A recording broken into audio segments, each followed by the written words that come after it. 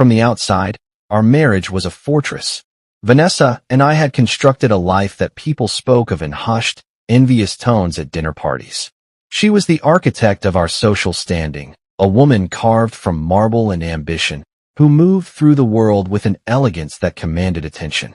I was the foundation, quieter, solid, content to exist in the long, impressive shadow she cast. We were a study in complementary forces, or so the narrative went. Vanessa believed I was a mid-level manager at a logistics firm, a cog in a respectable, if unremarkable, machine. I never corrected this assumption. It was, in the strictest sense, true. I did manage certain operations. What I omitted was that the operations were part of a multi-billion-dollar global logistics conglomerate that I had built from the scratch of a business plan on a coffee shop napkin a decade ago. I wore my anonymity like a comfortable coat. Wealth, I had learned early on, was a corrosive agent. It warped perceptions, turning genuine affection into calculated investment. I wanted a partner who saw Nathan, the man, not Nathan Hayes, the name on the letterhead. Vanessa, with her long history in my life, was supposed to be that partner. I had assumed what we had was bedrock. I was wrong. It was sandstone, and the tide was coming in. The cracks began as hairline fractures, almost invisible to the naked eye. A subtle shift in her tone, a new, wistful cadence to her desires. She started speaking of a life just beyond our reach, a world painted in richer colors. Bigger vacations. A sleeker car. A house in one of those gated communities where the silence was as expensive as the real estate. I just don't want us to feel stuck, she'd said one evening, pushing a piece of salmon around her plate. The word hung in the air, an accusation. We're not stuck, V. I replied, my voice a carefully modulated calm. We have everything we need, don't we? Her smile was a watercolor imitation of the real thing, faint and translucent. I guess so. Her dissatisfaction began to crystallize, becoming harder to ignore. Her social life, always vibrant, intensified. She was drawn to a circle of women who were married to men of spectacular, ostentatious wealth. Their lives were a constant performance of acquisition, lavish parties for 3-year-olds, handbags that required a mortgage, cars that announced their arrival from a block away. This was the world Vanessa was auditioning for, a world she believed was locked to her because of the man she had married. Her jealousy wasn't a raging fire. It was a low, constant simmer. It manifested in offhand remarks. Casual comparisons dropped like poison into our evening conversations. Did you see the pictures from Julia's anniversary trip? She asked one night, her eyes glued to her phone, scrolling through a curated feed of other people's happiness. I did, I said, not looking away from the documentary on my screen. Looked nice. A short, sharp scoff. Nice, she repeated, the word dripping with disdain. Nathan, it was Bora Bora. Overwater bungalows. That's not a trip, it's a life event. I said nothing. What was there to say? To offer her the same would be to reveal the lie I had so carefully constructed. Then came Oliver. He was her new boss, the CEO of a boutique marketing firm she'd recently joined. He was the physical embodiment of everything her friends' husbands represented. A man who wore his net worth like a cologne. Flashy watches that caught the light, suits tailored with surgical precision, a rotating stable of sports cars parked ostentatiously in the executive spot. Oliver was the answer to a question Vanessa had been silently asking for years. At first, his name was just a piece of office chatter. Oliver is so charismatic. Oliver is such a visionary. But the mentions grew more frequent, her tone shifting from professional admiration to something more personal, more reverent. He's just so inspiring, she said one evening as we sat on the patio, the sun setting behind the trees. He built his company from nothing, you know? It's incredible. I nodded, sipping my coffee. Sounds like he's driven. He is, she said, and her eyes took on a faraway, glittering quality. He's the kind of person who never settles. He always goes for more. The unspoken comparison was a third person sitting with us, a ghost of my perceived inadequacy. I tried to dismiss it, to tell myself it was hero worship, not a harbinger of something more sinister. But I couldn't shake the feeling of a tectonic shift happening deep beneath the surface of our lives. Vanessa was drifting away from my shore, pulled by the gravitational force of a brighter, more brilliant star. The fortress of our marriage was beginning to crumble. But Vanessa, in her quest for more, was operating with incomplete intelligence. She saw a mid-level manager, a man of modest ambition and limited means. She saw a safe harbor, not the vast, hidden ocean. I wasn't the man she thought I was. I was a billionaire who had orchestrated a quiet life because I believed that love, true love, should be blind to the balance sheet. And if Vanessa was about to put that belief to the test, she was about to discover just how profoundly she had misjudged the man sleeping next to her. The signs were there long before the evidence. A subtle recalibration in her behavior, a series of small, almost imperceptible shifts that, when viewed together, formed a damning mosaic. I am, by nature, an observer. My business was built on anticipating market shifts, on seeing patterns where others saw only chaos. I applied the same dispassionate analysis to my own life. The first data point was her phone. It had become a fifth limb, an extension of her hand that was never set down. It lay face down on the dinner table, a silent black monolith guarding its secrets. Texts would arrive late at night, and she would answer them with a hurried, furtive tapping of her thumbs, the screen angled away from me. Work, she would murmur, the lie thin and brittle. Then came the social migration. Team dinners and networking events began to populate her calendar with alarming frequency. She would come home late, smelling of wine and an expensive perfume I didn't recognize, her eyes bright with a feverish, artificial energy. Her wardrobe underwent a transformation. The classic, understated elegance she once favored was replaced by a more aggressive, more declarative style. Shorter hemlines, bolder colors, clothes designed not just to be worn, but to be noticed, to be seen. I wanted to believe in the woman I had married. The woman who, years ago, had laughed and told me she loved my steadiness, my simplicity. You're my anchor, Nathan, she'd said. But she no longer wanted an anchor. She wanted a rocket ship. She craved extravagance, status, the validation that came from being affiliated with power. And she believed I was the ballast holding her down. The cracks in our marriage became a gaping chasm on the night of her birthday party. She had been planning it for weeks with the meticulousness of a military strategist. The guest list was a carefully curated collection of her new social circle, the wives of wealthy men, their husbands, and a handful of sycophants who orbited their glittering world. And of course Oliver. He was to be the guest of honor, though it was ostensibly my wife's celebration. Why don't you invite some of your friends from work? She'd asked, a token gesture of inclusivity she knew I would refuse. I don't think they'd appreciate the vintage of the champagne. I'd replied, my tone neutral. She didn't press. She knew as well as I did that my quiet, unassuming colleagues would be as out of place in her curated spectacle as a librarian at a rave. The night of the party, I played my assigned role, the quiet, vaguely present husband. I watched from the periphery as Vanessa held court, a queen in her element. She floated from one conversational cluster to the next, her laughter a bright, musical counterpoint to the low thrum of house music. When Oliver arrived, her entire being seemed to reorient itself toward him, like a flower turning to the sun. I had met him once before. He was exactly as advertised. A symphony of casual arrogance, weaponized charm, and the unshakable confidence of a man who had never been told no. He walked into our home as if he were surveying a new acquisition, his eyes scanning the room with a proprietary air. He greeted Vanessa with a lingering hug, his hand resting for a moment too long on the small of her back. Nathan, he said, extending a hand to me, his smile not quite reaching his eyes. Good to see you again. Oliver, I replied, my grip firm, meeting his gaze with an unnerving calm. The moment was a silent, primal challenge, a clash of two opposing forces. He knew, and he knew that I knew. I spent the next hour as a ghost, observing their pas de deux. The way her head tilted when he spoke. The way his thumb would casually brush her arm to emphasize a point. It was a performance, a deliberate and public display for an audience of willing gossips. The breaking point arrived, as it often does, not with a bang, but with a whispered conversation I was never meant to hear. I was heading toward the kitchen for a glass of water when I heard Vanessa's voice, low and conspiratorial, from just inside the doorway. I just feel so trapped, you know, she was saying to her friend, Sophie. Like my life is on pause. Trapped? Sophie replied, her voice a practiced murmur of concern. With Nathan.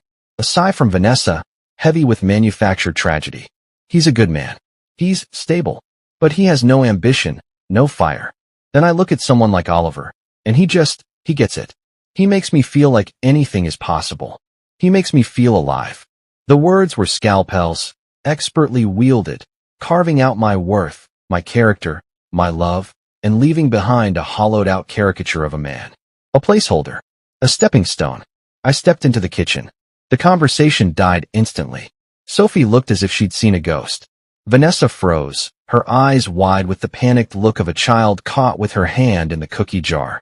She recovered quickly, her expression hardening into a mask of cool defiance. "Everything okay in here?" I asked, my voice preternaturally calm.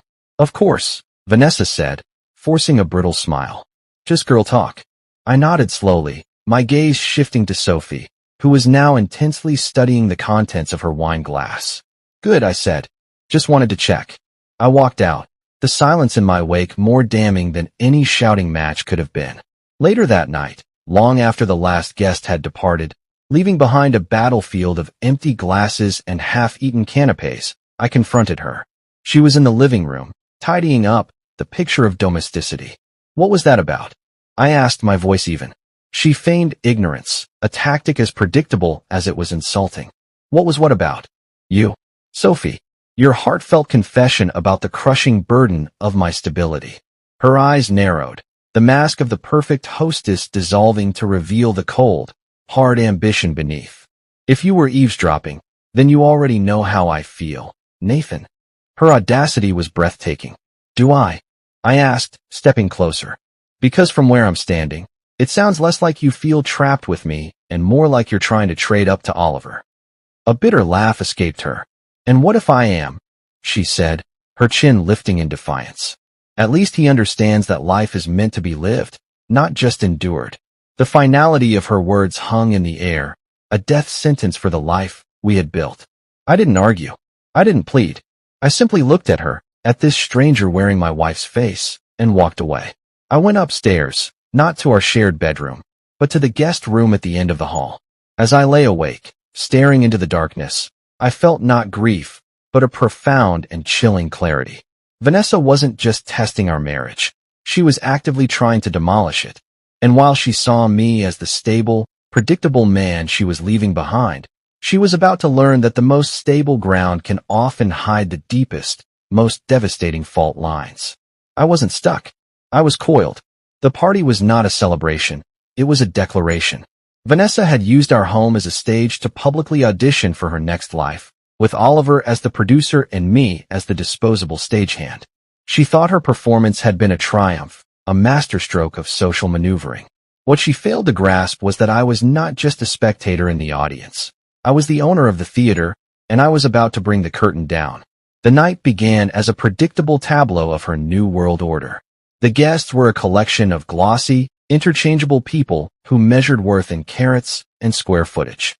Vanessa, in a shimmering, backless dress that was a statement in itself, was the sun around which they all orbited. I played my role, a quiet, unassuming moon, reflecting her light and providing a stark, boring contrast. Oliver's arrival was timed for maximum impact. He strode in, not as a guest, but as a conquering hero, all teeth and testosterone. Vanessa's face lit up with an incandescent brilliance I hadn't seen directed at me in years. Their embrace was a carefully choreographed piece of intimacy, designed to be seen. Her hand on his arm, his low whisper in her ear, the shared laugh that excluded everyone else around them. As the night wore on, fueled by expensive champagne, Vanessa's performance grew bolder. She was a constant presence at Oliver's side, her laughter the loudest at his jokes, her touch lingering on his shoulder. Her friends formed a whispering Greek chorus, their glances and murmurs validating her every move. I intercepted snippets of their dialogue as I moved through the room. So much better for her than Nathan. Can you imagine the life she'd have with Oliver? He's just holding her back. I let their words wash over me, each one a small, sharp stone. I didn't confront them. I filed them away. Data points in a larger, more complex equation. The climax of the evening, the moment of public immolation she had clearly been building toward, came late. I was standing near the French doors leading to the patio, engaged in a mercifully bland conversation about real estate with another husband, when Vanessa and Oliver approached. Her eyes had the hard, bright glitter of someone who has had too much to drink and even more encouragement. "Nathan, darling," she said, her voice loud enough to silence the conversations around us. "Still hiding in the shadows? Some things never change." The small crowd chuckled. Oliver smirked, a silent co-conspirator. I turned to her, my expression unreadable. "I'm not hiding, Vanessa. I'm observing. You seem to be putting on quite a show tonight. I wouldn't want to steal your spotlight." Her smile tightened. My calm refusal to be baited was not part of her script. "Maybe if you stepped into the spotlight once in a while, you'd be more interesting," she retorted, her voice sharp. The audience laughed again, more confidently this time. This was the drama they had come for. And then, she went for the kill. She stepped forward, her movements theatrical, and took a hold of the collar of my simple, button-down shirt. It was a well-made, but unassuming garment. A shirt befitting a mid-level logistics manager. "You know," she said, her voice dripping with a venomous sweetness, "this shirt is the perfect metaphor for you, Nathan. Plain, reliable, and so incredibly outdated." With a single, sharp tug, she ripped the front of my shirt. The sound of tearing fabric was shockingly loud in the momentary hush. A button skittered across the hardwood floor. Gasps rippled through the onlookers. Vanessa stood back, a look of cruel triumph on her face, her hands still holding the tattered pieces of my collar. She had done it. She had physically, publicly, demonstrated my inadequacy, my disposability. For a long moment, nobody moved. All eyes were on me, waiting for the explosion, the outrage, the shame. I looked down at my ruined shirt. Then I looked up at her. And slowly, deliberately, I began to smile. It was not a smile of anger or embarrassment. It was a calm, knowing, almost pitying smile. The smile of a chess master who sees the board 10 moves ahead. "Interesting," I said, my voice quiet but carrying in the sudden silence. I took a step toward her, and she instinctively recoiled. "You thought this was about the shirt." I gestured to my chest.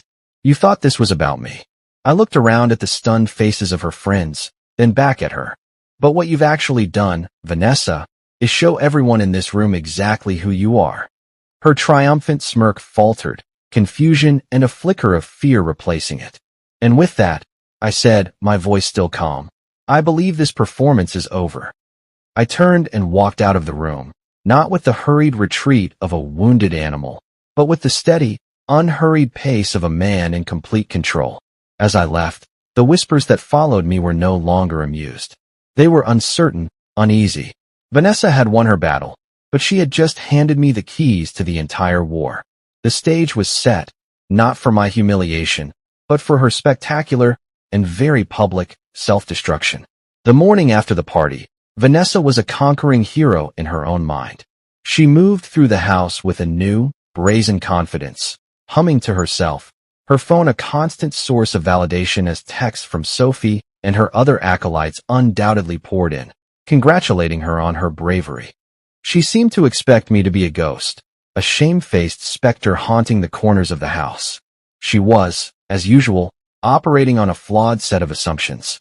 I sat at the dining table, sipping my coffee, watching her. When she finally deigned to acknowledge my presence, it was with an air of magnanimous pity.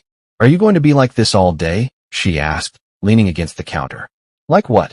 I replied, my tone one of genuine curiosity. "You know, silent, brooding. It's very dramatic, Nathan." I smiled faintly. "No, Vanessa. Tearing your husband's shirt in front of your lover in a crowd of sycophants is dramatic. This," I said, gesturing to the quiet room, "is the calm before the storm." Her brow furrowed, a flicker of uncertainty in her eyes. But she quickly dismissed it, her arrogance reasserting itself. I didn't elaborate. I simply finished my coffee, placed the mug in the sink, and left for the office. My first call was to Maxwell. He was more than my assistant. He was my consigliere, my fixer, the man who managed the vast, complex machinery of my life while I played the part of a suburban husband. He was the only person on earth who knew the full truth. "The protocol is now active," I said, my voice cold and clear. "Tier 1. I want a full-spectrum analysis. Oliver Grant." His business, his associates, his personal life. I want to know where he invests his money, who he owes favors to, and what skeletons are in his closet. And I want the same for Vanessa's inner circle. Start with Sophie. Consider it done, Mr. Hayes, Maxwell replied, his voice betraying no emotion. And what about Mrs. Hayes? For now, we just observe, I said. She's going to make a mistake. We just need to be there to document it. The information began to flow within days. Maxwell's team was ruthlessly efficient. Oliver Grant, it turned out, was a house of cards. His marketing firm was built on a foundation of inflated metrics, questionable client acquisition methods, and a mountain of debt. He projected an image of immense wealth, but his lifestyle was funded by a precarious juggling act of loans and leveraged assets. More damningly, he had a history of quieting HR complaints from young female employees with generous severance packages and ironclad NDAs. He wasn't a shark. He was a bottom feeder with a good publicist. Vanessa's finances were a simpler, but no less infuriating, story. For months, she had been using a joint credit card, one I rarely checked, to fund her transformation. Thousands of dollars on designer clothes, spa treatments, lavish dinners with her friends, and, most gallingly, a weekend trip to a Napa resort with Oliver, booked under the guise of a marketing conference. Sophie and the others were just as predictable. Their social media lives were carefully curated fictions of marital bliss and effortless luxury. But behind the scenes, Maxwell's team uncovered a web of petty jealousies, gossip, and a shared, desperate anxiety about maintaining their status. They weren't Vanessa's friends. They were her competitors, and they were documenting her every misstep in their private group chats. While this quiet war was being waged in the digital ether, I maintained my facade at home. I was polite, distant, an enigma Vanessa couldn't solve. Her initial triumph from the party began to curdle into confusion, then frustration. She wanted a fight, a reaction, something to justify her narrative of me as the oppressive, boring husband. I gave her nothing. I was thinking we could go out to dinner this weekend. She offered one evening, an olive branch I knew was laced with poison. Just the two of us. To talk. I looked up from the financial reports I was reviewing. Talk about what, Vanessa? The thread count of my next shirt. Her smile faltered. Don't be like that. I want to clear the air. I let the silence hang between us for a long moment. I'll think about it, I said, before returning to my work, dismissing her as completely as she had dismissed me. The perfect opportunity, the stage for the first act of her public reckoning, arrived via an invitation a week later. Sophie was hosting a small get-together at Oliver's penthouse. It was a victory lap, a celebration of their new power couple status. You should come, Vanessa said, her tone a casual challenge. It might do you good to see how other people live. You're right, I said, a slow smile spreading across my face. It's important to see things firsthand. She was surprised by my easy acceptance, a flicker of unease crossing her features. She had expected me to refuse, to sulk at home. She had no idea that I wasn't just planning to attend her party. I was planning to crash it. And I was bringing a +1 she would never see coming.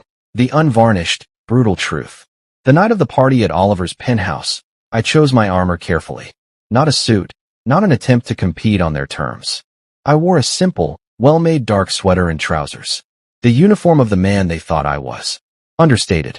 Overlooked. Dangerous. Vanessa was a vision in silver, a shimmering testament to her own ambition. She looked at me as I adjusted my watch. A flicker of nervous energy in her eyes. My easy compliance had thrown her off balance. She was an actress who had learned her lines, only to find her scene partner had rewritten the entire play. Oliver's penthouse was a monument to new money. A sterile expanse of glass, steel, and white leather, with a panoramic view of the city that served as a constant reminder of his elevated status. Vanessa was in her element, immediately gravitating to Oliver's side. The two of them a magnetic pole of influence and arrogance. I remained on the periphery, a quiet observer. I nursed a single glass of club soda, my senses sharp. The atmosphere was thick with self-congratulation. The laughter was loud, the gossip vicious, the champagne flowing like water. About an hour into the evening, the first domino fell. A young woman, an intern from Oliver's firm by the look of her, stumbled near the bar, her face pale, her eyes unfocused. She swayed for a moment before her knees buckled, and she collapsed onto the marble floor in a heap. The music screeched to a halt. A wave of panicked silence washed over the room. "She's not breathing," someone screamed. Oliver, for the first time, looked uncertain. His carefully constructed facade of control began to crack. "Everyone stay calm. Someone call 911. I moved through the stunned crowd, my movements calm and purposeful. I knelt beside the young woman, checked her pulse. It was thready, but there, and began administering first aid, my voice clear and authoritative as I directed a bystander to support her head. My years on the board of a major metropolitan hospital, a fact Vanessa had always dismissed as one of my boring hobbies, had included rigorous emergency response training. As I worked, my eyes scanned the area. There, partially hidden under the leg of a bar stool, was a small, clear baggie containing a few white pills. I didn't touch it. I didn't have to. The paramedics arrived with the swift efficiency of professionals entering a scene of amateur chaos. As they took over, one of them spotted the baggie. He picked it up with a gloved hand, his expression grim. Oliver's face turned the color of ash. I have no idea what that is," he stammered. The lead paramedic turned to him, his eyes hard. "This is your residence, sir?" The police were not far behind. The party transformed from a social gathering into a potential crime scene. The guests, moments before so confident and carefree, now looked like cornered animals, their eyes darting around, desperate for an escape. The officers began to question people, their voices low and methodical. Vanessa, who had been trying to shrink into the background, was approached by a female officer. "Ma'am, did you witness the young woman take anything tonight?" "No," Vanessa whispered, shaking her head, her eyes wide with a panic she could no longer conceal. "I had no idea." When the officers turned to Oliver, his composure shattered completely. His denials were weak, his explanations contradictory. He was a man drowning in his own lies. Vanessa, desperate, finally sought me out. She grabbed my arm, her fingers digging into my sleeve. "Nathan," she pleaded, her voice a ragged whisper. "What is happening? You have to do something." I looked down at her hand on my arm, then into her terrified eyes. My voice was quiet, for her ears only. "You wanted me to come tonight, remember? You wanted me to see the life I was missing." I gestured around at the chaos, the police, the frightened faces of her friends. "So here I am. And I'm not missing a thing." I pulled my arm free and walked away, leaving her standing alone in the wreckage of the world she had so desperately wanted to join. This wasn't my revenge. This was simply the inevitable, mathematical result of their own actions. It was gravity. And Vanessa was finally, for the first time in her life, in freefall. The morning after the penthouse implosion was a study in silence. A thick, suffocating quiet filled our house, a silence born not of peace, but of dread. Vanessa moved like a ghost, her movements slow and uncertain. The brazen confidence she had worn like a second skin was gone, replaced by a raw, brittle fear. She sat at the kitchen island, staring into a mug of coffee she hadn't touched, her phone lying dormant on the counter beside her. For the first time in months, it wasn't buzzing. Her circle had gone dark. I let the silence stretch, allowing her to marinate in the consequences of her choices. Finally, I broke it. My voice was not angry, not triumphant. It was the calm, dispassionate voice of a man stating a fact. So I said, "What's the plan, Vanessa?" She flinched, her head snapping up. "The plan for what?" she asked, her voice a hoarse whisper. "For this," I replied, gesturing vaguely to the air around us, to the invisible wreckage of her ambitions. "You hitched your wagon to Oliver. You built this grand fantasy of a life. Last night, that fantasy caught fire. So what's your exit strategy?" Her face crumpled. "I didn't create that mess, Nathan. I didn't know he was." "You didn't know?" I interrupted, my voice still quiet, but now laced with a cold, sharp edge. "Or you didn't want to know? You were so blinded by the glare of his wealth, so desperate to be a part of his world, that you chose not to see the rot at its core. You stood by him, you defended him, you basked in his reflected glory. You don't get to claim ignorance now that the glory has curdled into disgrace." Tears began to well in her eyes, the first genuine tears I had seen from her, tears of fear, not of performance. "What's worse," I continued, standing and walking to the counter, leaning against it to look down at her, "is that this was never about him. It was about your contempt for me. You thought I was small. You thought I was weak. You tore my shirt in front of him to prove a point, to demonstrate your power over me. I paused, letting the memory hang in the air between us. That was your mistake. You mistook my quietness for weakness. You mistook my stability for a lack of ambition. Her tears spilled over, tracing paths through her expensive foundation. Nathan, I made a mistake, she sobbed, the words a desperate, final plea. A horrible, horrible mistake. Yes, you did, I said, my voice softening slightly, not with pity, but with a sense of grim finality. And now, you have to live with it. What do you mean? She whispered, her voice trembling. I mean that trust is not a vase that can be glued back together after it's been shattered. It's gone. You made your choice the moment you decided that my love and our life together was a consolation prize, not the grand prize. I turned to leave the kitchen, but paused at the doorway. I hope it was worth it, Vanessa. I hope the brief, thrilling ride was worth the spectacular crash. Because you're the one who has to walk away from the wreckage alone. I left her there, her sobs echoing in the cavernous silence of our kitchen. But this was not the end. The public humiliation was just the beginning. The foundation of her world had cracked. Now, I was going to bring the whole structure down. The days that followed were a slow, agonizing unraveling for Vanessa. Her desperate calls to Sophie and her other friends went unanswered. Oliver, consumed by his own legal firestorm, had cut her off completely. She was an island, isolated in a sea of her own making. She tried to apologize to me, a series of disjointed, panicked monologues about her insecurities, her jealousy, her profound regret. I listened, but I did not engage.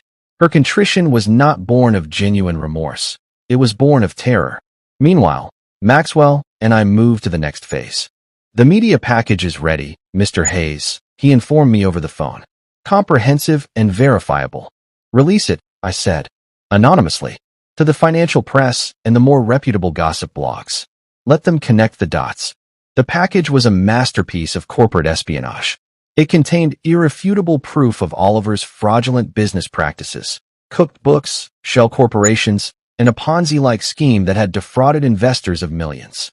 It also contained the sworn affidavits from 3 former female employees, detailing his predatory behavior, all of whom had been released from their NDAs by a generous, anonymous benefactor. The story exploded. It was a perfect storm of financial malfeasance and personal scandal. Oliver Grant, the charismatic visionary, was unmasked as a common predator and a fraud. His company imploded within 48 hours. His assets were frozen. His downfall was swift, brutal, and total. But I wasn't finished. The package also contained a more subtle payload.